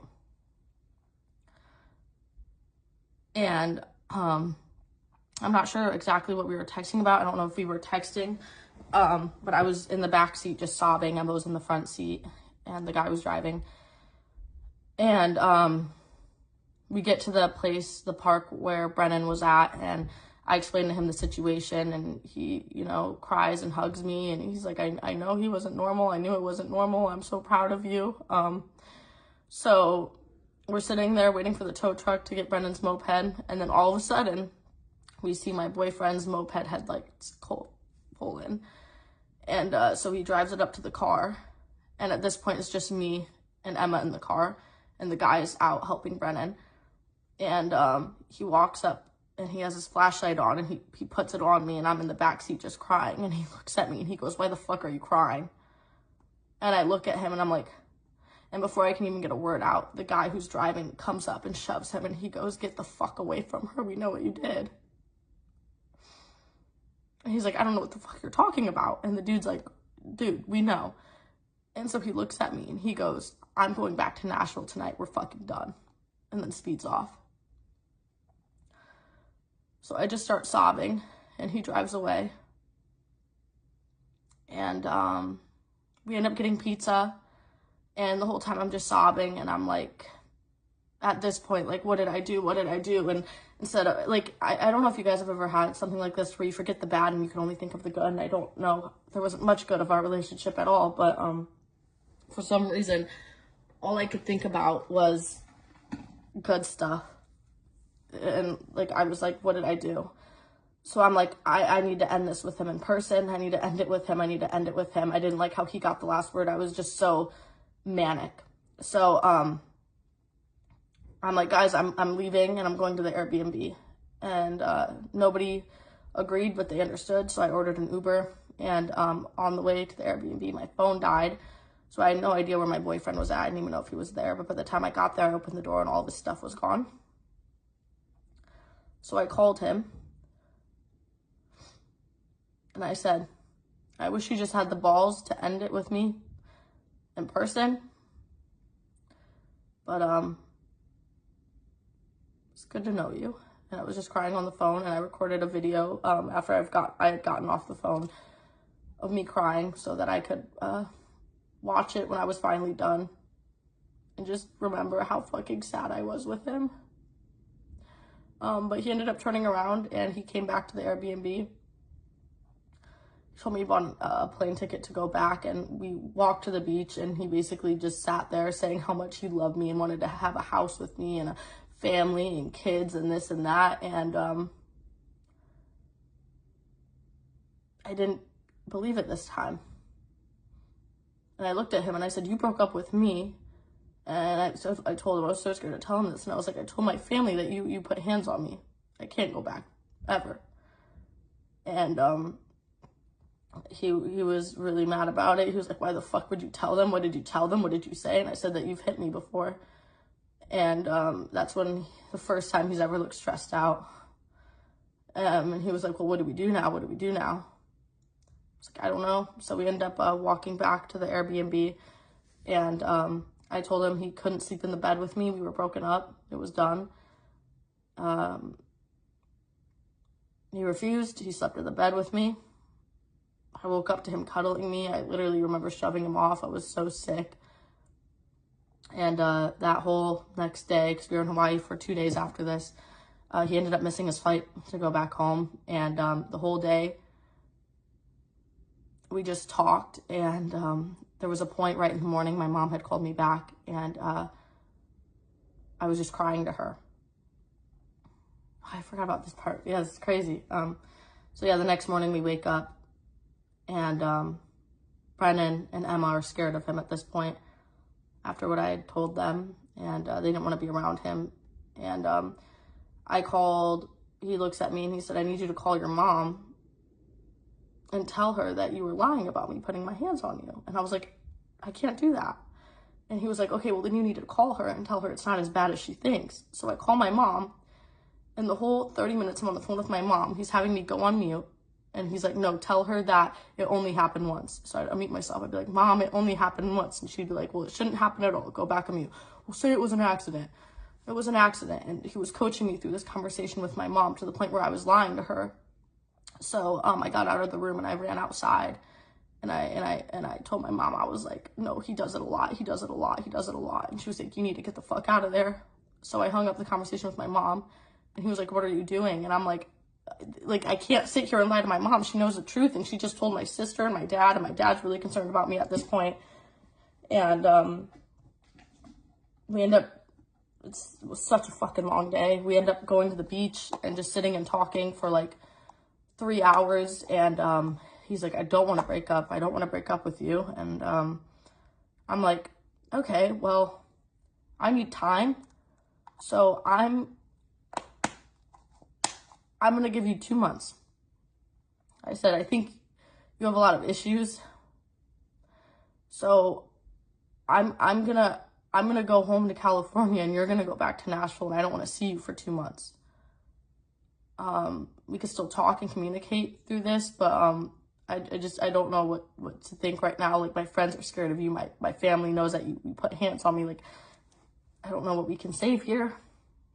And so he ends up going back to the Airbnb while I'm at the beach. And this is what Brendan has screen recordings of. They're all on his TikTok voice memos.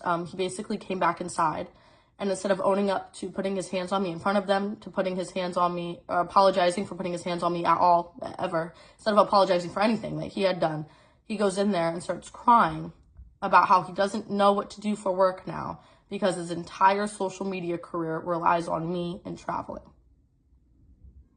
And Brendan has voice memos of all of that. They are on his TikTok. Go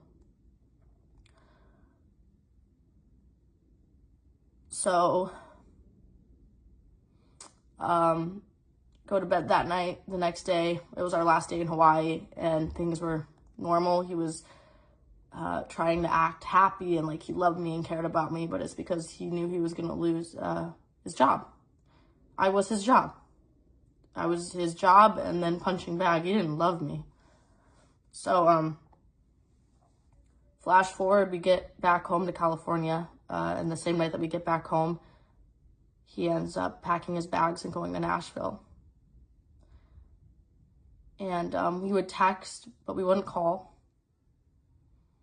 And we were still technically dating.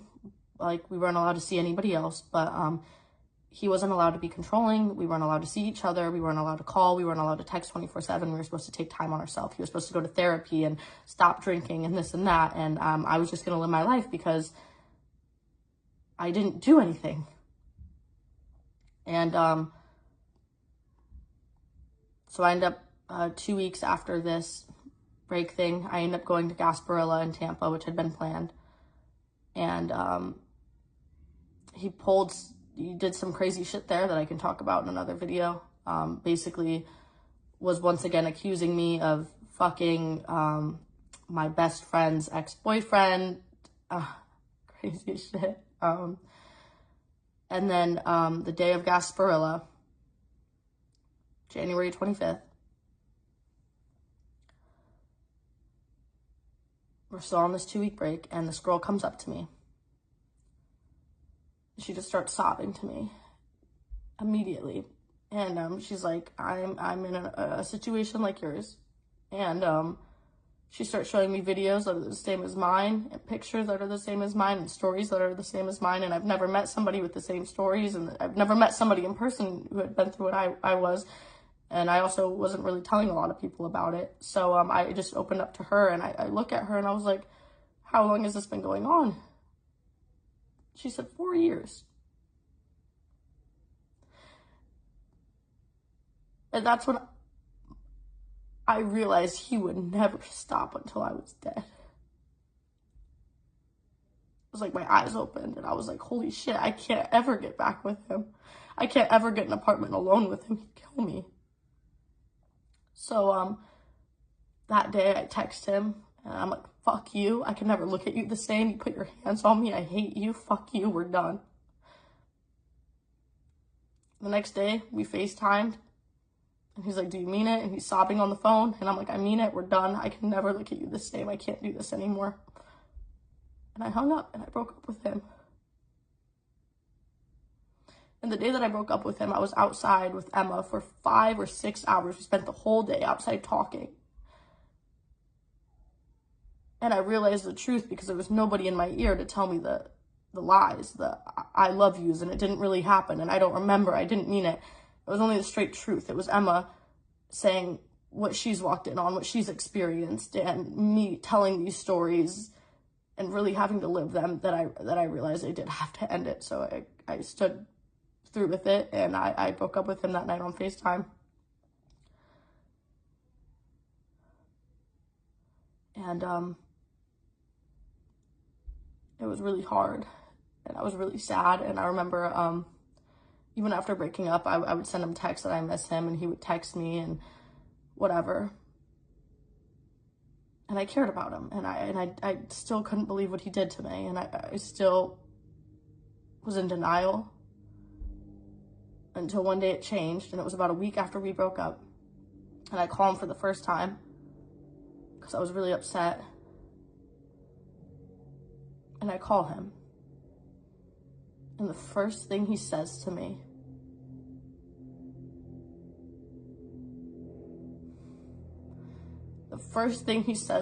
is, are you going to talk about this online?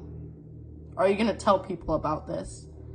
And I said, I don't know. I don't know how to share my story. I'm scared. I was like, I don't want people to look at me and only see what you did to me. I don't know. I don't know if I'll be able to talk about this. I don't know. And he said, good.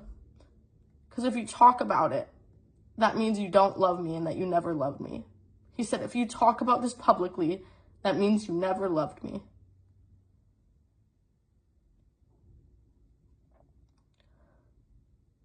And you know what?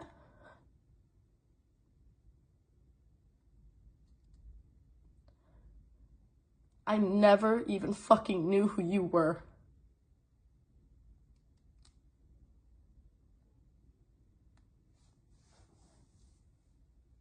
I never even fucking knew who you were.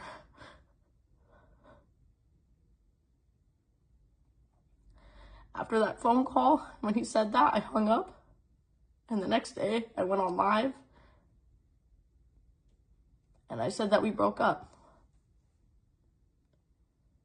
He texted me a whole paragraph saying that he basically didn't know why I had to do that. And that was our last time texting. Now we're here. Oh, look. Hold on.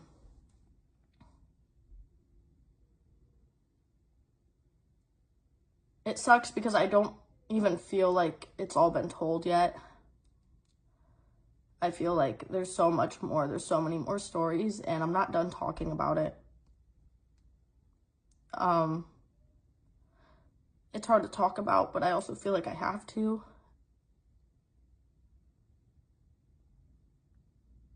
And for a man to say that he loves you and then try to kill you that same day is just something I really hope nobody ever has to feel. I'm really out of tears to cry.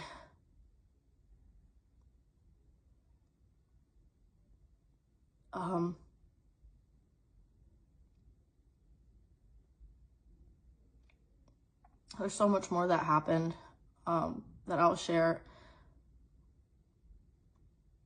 But those were the main dates. Those were the main dates of abuse. Those were the main dates of assault. And those are the dates that have led me here to making this video and telling our story. And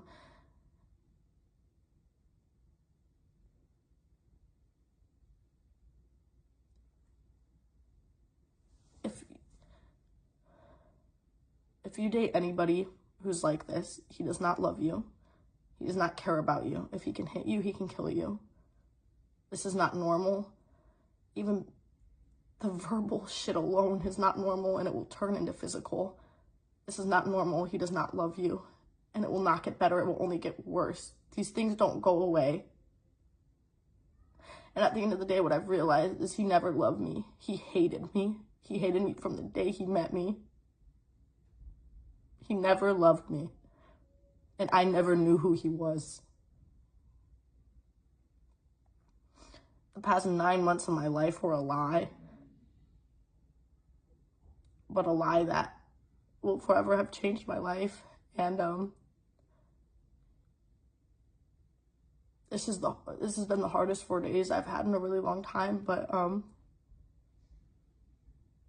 doing it for us and for you. So for that, thank you. And I'm like really I'm really crashed out right now after talking about all of this. But I'm not done. I'm not done talking about this. This is for you, for us, and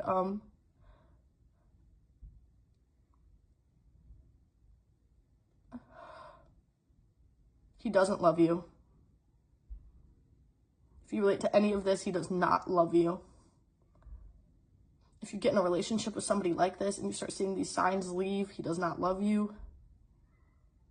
At the end of the day, he will kill you. And I know that if I stayed, if I never called my mom, if I stayed and I got an apartment with him, he would have killed me and I would not be here today.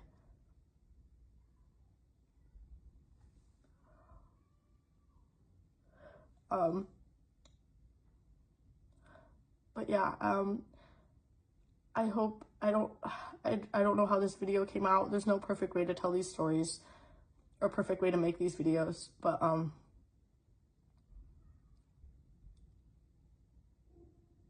this is our story, not just mine, and it's for us. So I love you guys, and he doesn't love you.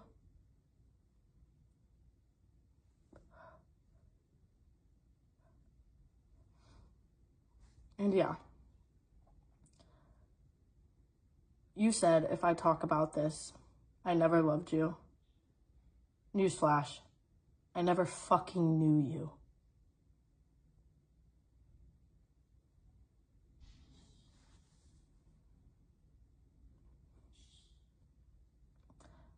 Oh, that smell.